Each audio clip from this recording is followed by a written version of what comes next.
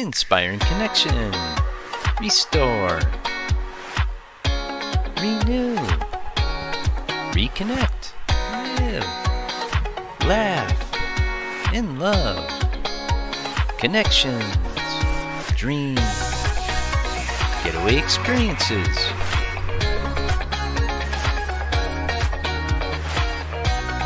Brave Heart Workshops. Unique Getaways live with Jill Reynolds.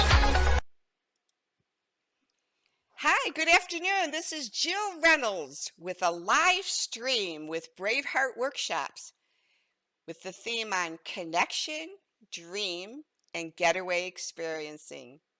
Joining me today is Steph Palermo. Hi, Steph. Hi, Jill. Thank you for having me. Oh, I'm so glad to have you. And where are you located, Steph? I'm just north of Boston, Great. Massachusetts. Awesome. Well, I'm in Branson, Missouri. You might not think that because I have the beach behind me because I am dreaming about getaway experiences already. I think we all are. Yes, yes. So let me just tell a little bit about who Steph is, her bio. Steph is an intuitive coach and a healer, influencer, a talk show host, a motivational speaker, and a published author. Steph draws from her life experiences, personality, and sense of humor to share her message. Her Sicilian heritage and Boston wit make for an always uplifting and an honest message. She realizes that everyone has two lives, and the second one begins when you acknowledge you have only one. As an intuitive coach and entrepreneur, Steph combines her ability to feel the feelings of others and her motivational speaking skills to help others go from feeling grumpy to groovy every day. Her gift of being able to tap into other emotional states helps her to create an honest and an open relationship with her clients that she can put them on the right path to improving their life. What an amazing bio. Awesomeness. So tell us a little bit, if you don't mind, about some of those wonderful assets like being an author and writing. Share a little bit about some of those wonderful things. I'm so happy. This is just a great time because my latest book is currently with my publisher and will be available in the next few weeks. So I'm excited. It's called It's Not Personal, Sonny, It's Business: How to Run Your Family Life and Business Like a Sicilian. It's actually my third book. My first book I self-published on Amazon. My second book I haven't even published yet because this book here is my book that I'm excited to share with the world. Writing has it's something that I came to later on, and I've been blogging and writing newsletters and things like that. And just I love to write. I do it from inspiration. I'm more of a short storyteller, and then I take those stories and I apply them and the lessons to people's lives and how they can use those lessons every day. Well, that's amazing because I keep saying I'm going to write and I can't get through it. This part of me of fear just comes in every single time I'm going to begin to think I'm going to write. And I have had probably, Steph, I'm going to probably say I've had over 1,000 people tell me, Jill, you have to write your story. And I'm like, do I do it? Do I not? And it's funny, Steph, the first time I said I couldn't do it because my mother was alive, and a lot of my story is about my mom, and then she passed. And then the second part of my story is a lot about my son, and he's still alive. And I said, do I share it? Do I not share it? And so, it's kind of funny since I started doing live streams. I did a podcast for a lady last week, and I realized I said a lot of personal things. And afterwards I went, oh, did I go too far? And I was scared. Well, I mean, I have children as well, and I'm sensitive to them. And of course, I'm divorced, so I am sensitive about a lot of those specifics. But I really write from a place of love. Things may come up in terms of what my journey has been, but I always want to promote love and unity. And so I really don't, I try not to get into my own, I want to say, garbage that I dealt with back in the years. Yeah. That's me and my, and how I, Yeah. how I write. And I will tell you, I will give you a little tip. I was listening to a book that Rachel Hollis wrote, and she said that she would sit down and she would say her goal was 2,500 words that she should be able to get done in 3 hours. And I said, I can do that. And I sat down for 3 days straight and did 2,500 words. I finished my book. Wow, I'm glad you shared that because there's a gentleman, and you might really enjoy this. His name is Dan Allender from the Seattle School of Theology, and he wrote the book, The Wounded Heart, and the second Uh-huh. book was called Healing the Wounded Heart on Sexual Mhm. Abuse. And his philosophy on writing and healing, and this would be great because you're an author to know this tidbit, is he said that it's so imperative to get out of the helicopter and land the plane. And what he means by that is when you write and share story, you need to get out of the helicopter so you're not talking about it like it's a Tupperware party. And you come down and you land the plane so that the people listening to story or reading feel like they're right there and can relive Exactly. it with you. So you don't just say, I mean, again, he deals with sexual abuse survivors. So you just don't say, oh, one day I went to a party and I was date raped. Well, that's in a helicopter. Like, so tell the story detail by detail, word by word, emotion by emotion. And he said, if you do that in 1,000 words, you'll be able to process the trauma because you're able to see it. It's not too short and you're not going on for days on ends. And Right. it's manageable to be able to heal the trauma. Right. It's probably why I'm a short storyteller and not a novelist. Yeah. Uh, it's my gift and how I roll. Like I like short little stories, and that's what I did with my latest book. Short stories about how I grew up Sicilian and the lessons that I learned, and then how you can apply it in your life for family, life, and business. I have all the applications in there, and the stories are fun, funny, and I'll be honest with you, I tried to read some on, I was doing a Facebook Live and I was reading the introduction. I started crying. I said, how am I going to do an audiobook? I can't read, I'm reading my own. I said, who wrote this? It was me.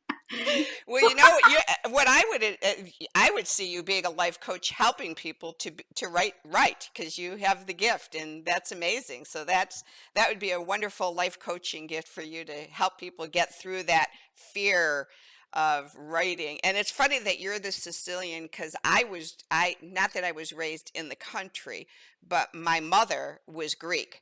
And so when we got together so I always like my Oompa. The Greek wedding, Right. the Greek weddings. And so I just remember as a child growing up going to the Greek relative's house. And you'll laugh because you're Sicilian. My grandfather passed away at about 89. And when we went to visit him, and he only lived an hour from us, he called us Panis kids. He didn't even know our names. It was really weird. We were Panis kids. He goes, "Oh, Panis kids are here." And the Greeks would go in one room and they'd be speaking Greek, and the English kids would go in the other room. And out of all the years of being around my Greek relatives, I only picked up a couple Greek words. I picked up yaya, of course, which is Yeah. Yeah. grandma, and Exactly. I Yeah. picked up skata, which meant shit. So I think everyone said, "You're full of skata." Funny. That's funny. Well, it's that ethnicity. The ethnic people tend to be very passionate. They love food, they love family, they love holidays and celebrations, and Sicilians and Greeks are a lot alike. It's that Mediterranean feel. Yes, yes. So, with that, what I'd like to share with you or have the audience listen to you is so, with our theme of our company, Braveheart Workshops, which is now connection, dream, and getaway experiences, could you share with our listeners, Steph, how have you been utilizing, like now, how to connect with others with social distancing? And Mhm. then how do you see connection looking like even with the virus ending? So with connection in your life. Well, I live alone, Okay. so it's lonely. You know, it really is. I mean, no matter what but I worked very hard on my own personal being, you know, like sleeping, eating well, not overdoing the, you know, the drinking, because I wanted to feel physically good. That helped me overcome being sad or lonely, or if I was having a, you know, because you're on a roller coaster during these times. Mm-hmm. But what I did do is my cousins and I did Zoom calls, Mm-hmm. and we did that. And we were on Zoom calls with my friends. We did that kind of stuff, and I talked to my friends every day, and I isolated for a couple of weeks at a time so that I could go see my mom. My mom, you know, she lives close by, not too far from me, but I didn't want to be around her, even if we were social distancing, if I had been exposed to anybody that I didn't know. Yeah. So I was very careful about that, especially over the, you know, with Easter and everything. So I was very careful. So I have gone to my mom's for dinner when we still social distance. And my sister and her family actually had the virus, and they've been clear for about 4 weeks now, 4 or 5 weeks. And so my niece will come over, but we still social distance. Mm-hmm. You know, we're still staying, you know, far apart. And if my friends and I, like it would be maybe one or two of us, and we'd be social distancing and have dinner. We're not gathering like big groups in small places. That's what I'm doing. I'm a very people oriented person. I'm an extrovert. Mm-hmm. Being alone is great in terms of that introspection, but I'm going to be honest, I've had enough. Yeah. Yeah. Done. So that's great to hear. And so yeah, I've noticed for myself, I live with my husband. Mhm. Um, but we've definitely social distance, and the only time I've gone out is I've had a couple of doctor's appointments, and I thought Right. I had the virus myself. I didn't. I had to get tested, and I've gone grocery shopping. But other than that, I haven't done hardly anything, and I am so ready to go see my grandbabies. The only thing that's my life savings, I think, has been my little grandkids. I have 13 of them, but I'm the closest with my son's children because my husband was married before, and they live about 4 hours from us. And they're 7, 5, and 4, and they learned how to do Messenger Kids on their iPad because they Oh, do their fun. schooling with their teachers every day. And so at any time of the day, all of a sudden my iPad will ring and it'll be the kids saying, "Grandma, let's play games." And they'll start Wow. playing games with me on it. And, Right. Steph, the only thing I think that really gets me through this is when I've got my little kids calling me and say, "Grandma, we miss you. When are you going to be able to come to see us?" Or the little one going, "This virus really makes me sad that I can't see you, Grandma Jill." Yeah. Well, my kids are in Atlanta, and so I FaceTime with them every day. Yeah. And as well, I am on WhatsApp with Sicily. So I have my friends in Sicily that I talk to Sicily every day. Awesome. Every day. Awesome. So you know, it's important. But I think what we're seeing in terms of the second half of your question, I think, and I feel very strongly about this, and I've spoken about it on my Facebook Lives and even in my emails. We, as a society, we were relying on technology to communicate for a long time, and you know, texting instead of really having that interpersonal Mm-hmm. connection. Mm-hmm. And now we're seeing that it's taken away from us, and we're all up in arms, and we've lost our marbles, because you know what? You cannot replace personal being together in the same space with people with technology. You can't. No. So I'm hoping that going forward, when we come out of this, you know, people are tired of not being able to hug somebody or to shake hands or to, you know, to be together or hang together, just sitting on the couch watching TV, or being together at a dinner table, being at a bar or at a, you know, in a lounge, and having drinks with friends. People are now, I'm hoping that they're going to start appreciating what it means to speak face to face in the same space with somebody, and to stop using the technology of texting, because it's important. It's good to say, "Hey, I'll meet you at this time," Mm-hmm. but don't let it replace what it means to sit down and have coffee with somebody. It's funny you say that because Steph, I happen to be 66 years old, believe it or not. I hang out with 40-year-olds, but I'm 66. And when people would text me and say, "Well, tell me what you want," I'm like, "No, I refuse to tell you what I want in a text. I'll text you to say I'm on my way, or I'll text you to say, can we meet, or whatever. But if you want to know what I want, then you're going to pick up the phone, or you're going to talk to me, because I'm not going to sit there in a text to try to tell you that I want to tell you something that's a 10-minute conversation in a text. There's no way I'm going to do that, or in an email. So I set boundaries a while back, and you know what? I just got to a place that if people really don't want to talk to me, then I didn't want to talk in a text. It just, to me, it was so it was hard because for my generation, how do you tell someone how you feel in a text? To me, you got to hear my voice fluctuations, you got to Yeah. see my eyes. Well, the younger crowd is going to have a problem with nonverbal communication and understanding it because they're not experiencing it and being able to look into somebody's eyes and make a good, solid judgment. I'm not talking about judging people. I'm talking about judging if the situation is safe Yep. or this is a good, a good person. They're going to have a real problem because nonverbal communication is a huge part of communication as a whole. Mhm. Yeah. I mean, I remember learning it in my communications classes in college, and I was going, duh, yeah, of course, when you make a face, like, people understand that, but they don't.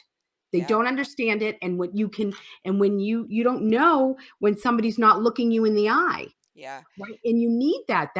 This is important stuff, Yeah. and so I'm hoping that this, being separated by force will bring us closer together. And going with that, and then we'll transition. I happen to be a very strong spiritual person. And so I always say this to people. If God didn't create us to be humans for connection, then why did he give Jesus the 12 disciples who walked with him on earth? Jesus would have just walked on earth alone if he didn't need connection. And yet, here, if you even believe in Jesus as a prophet or the Savior or whatever your belief is, he needed time with connecting with his disciples for fellowship. And then he went off quietly alone for meditation and reflection. But I think in our lives today, we've disconnected so much with the importance of why gathering together in fellowship is so important, as well as it is to take time for self alone. Well, we are created to live in community. Yes. There's no doubt. It's part of our biological makeup. That's why back in the caveman days, they went around in tribes. Yeah. I mean, this is part of our biology. Hmm. And people that live solitary lives, whether it's for good reason or not, whether they're praying or monks or whatever they're doing, it actually is contrary to our human nature. Hmm. And it's a much harder life to live. Yeah. We are called to live in community. Yes. There's no doubt that it's our biology. It's Yeah. as biological as it is for a woman to give natural birth, Well, to even have a baby. animals stuff, even animals travel in herds and flocks That's and right. stuff. That's right. It's very So, important. so with connection, the next question with our company, Connection Dream, is dream. Mhm. So, looking at these last few weeks, and what are you dreaming of for 2020? What are some of your dreams? I have such an amazing life, and I want to say this because it took me a lot of years to realize that. My To be able to say those words. Okay. So my life is so amazing. And I always think, okay, what do I want? Really, my dream is for my book to touch the hearts and souls of people. And I am changing the world one person at a time and helping them to understand how amazing they are. And that without them, the universal puzzle is lacking, and that we need everybody to be aligned in living a purpose driven life because their gifts, I'm waiting for it. I want you to live in your gifts so that I can benefit, and I can live in my gifts so that you can benefit. This is a, I have, it's like, I'm like, Martin Luther King.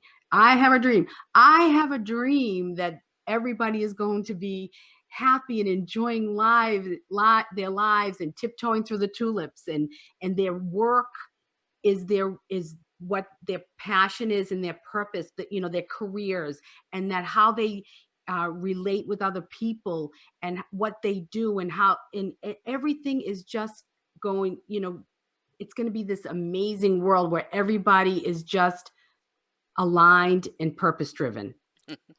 Well, that's amazing. Awesome. That's And my dream. that's amazing. Oh boy. Well, I have a dream too, but I'll share that later with my guests, because this is you coming on, and I want to know yours today. So, getaway experiences.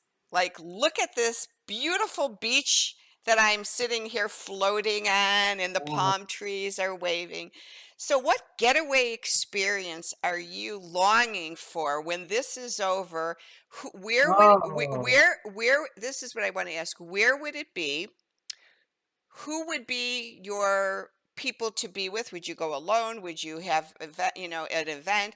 And would it have a theme? So tell me Well, about a getaway experience for you. well, I want to say, like, quick, right away, I have to go see my kids in Atlanta. That's first. Yes. So, I have to be a mom. However, I am chomping at the bit to get back to Sicily.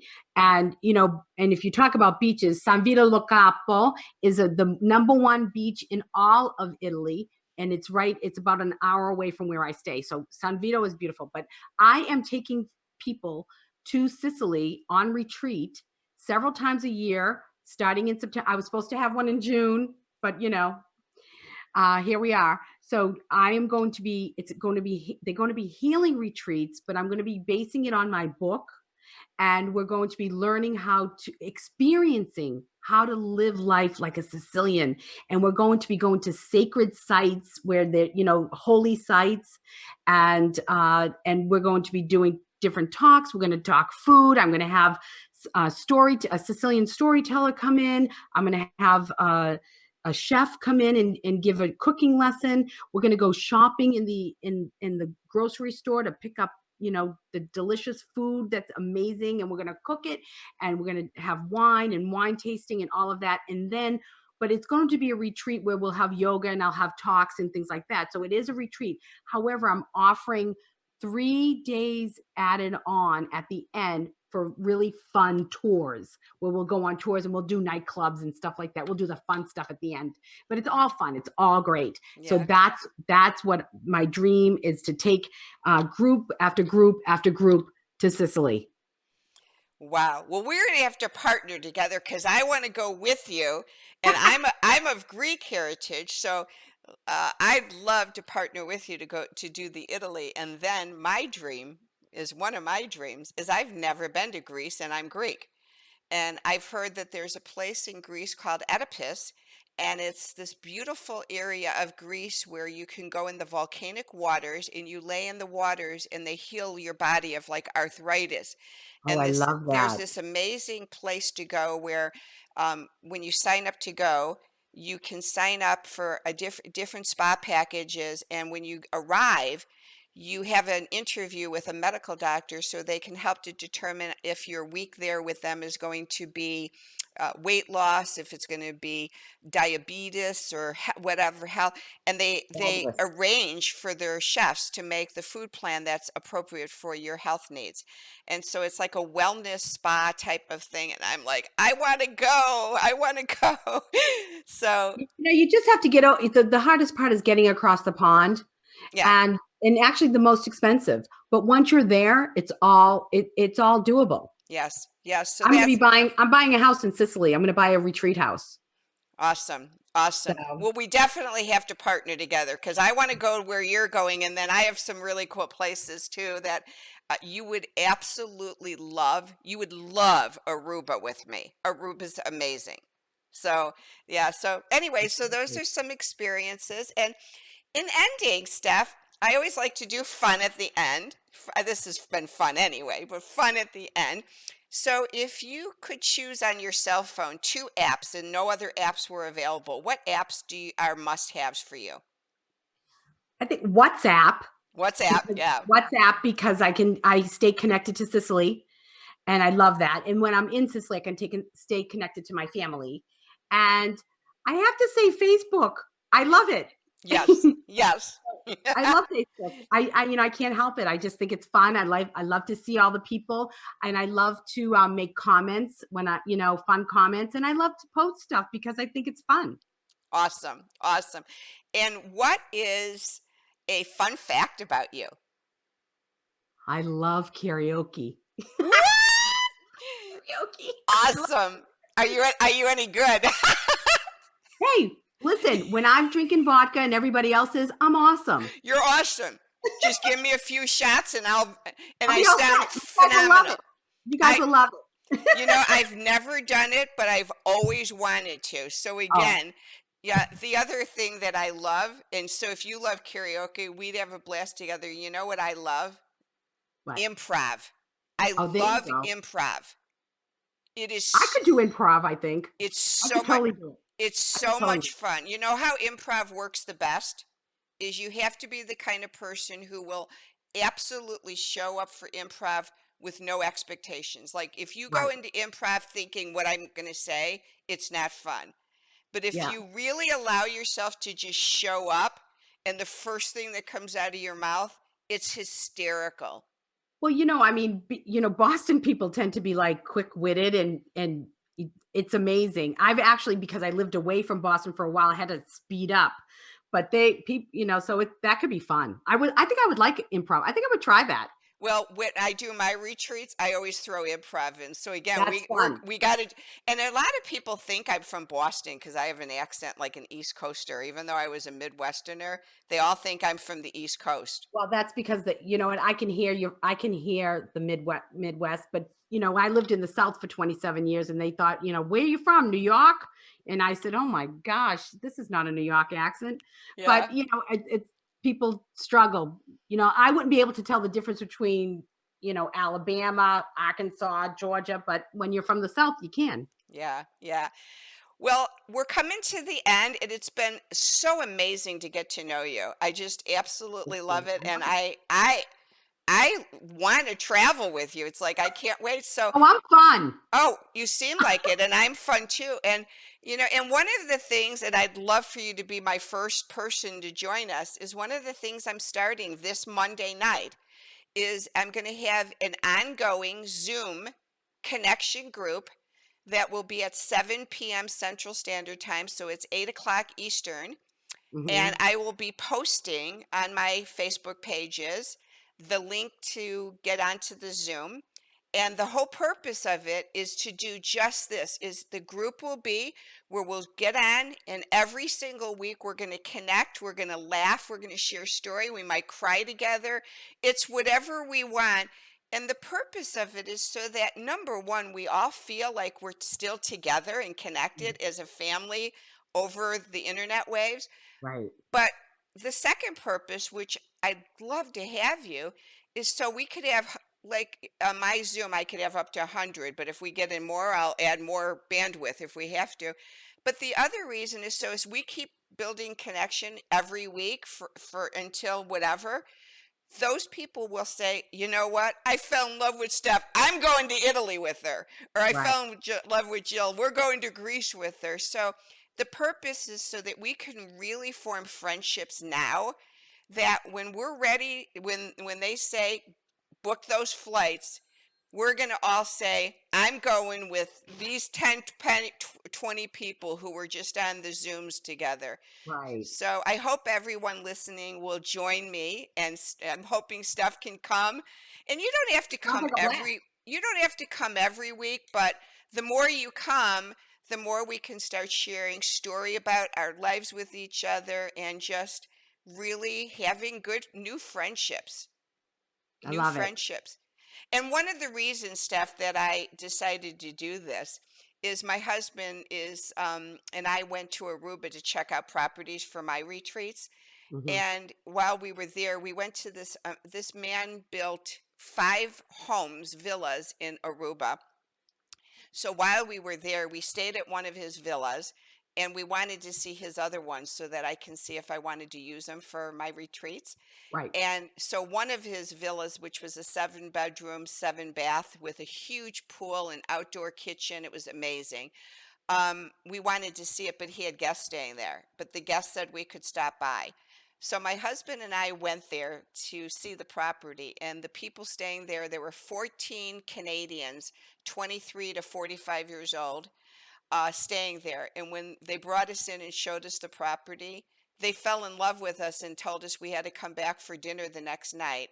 Fun. And they made us dinner, and then the next day we said, we all got to go snorkeling together. So I brought them to Baby's Beach, and we all snorkeled.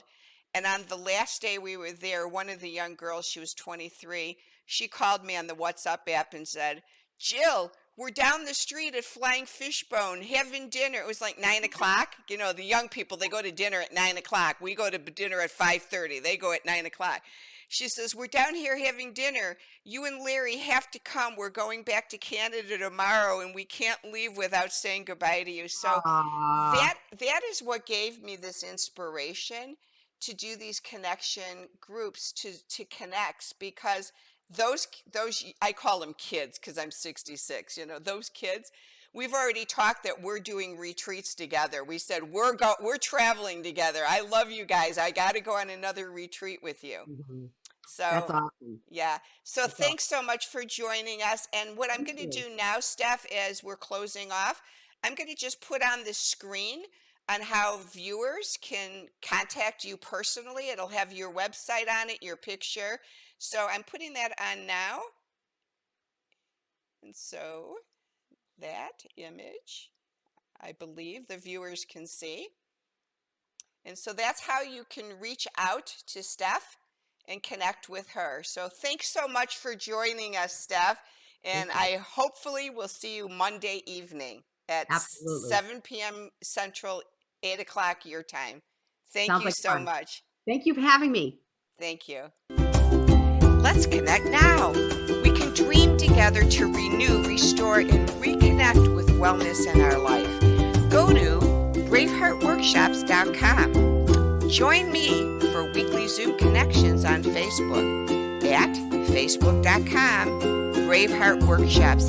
Thanks so much for joining the show, and we look forward to seeing you on Monday nights.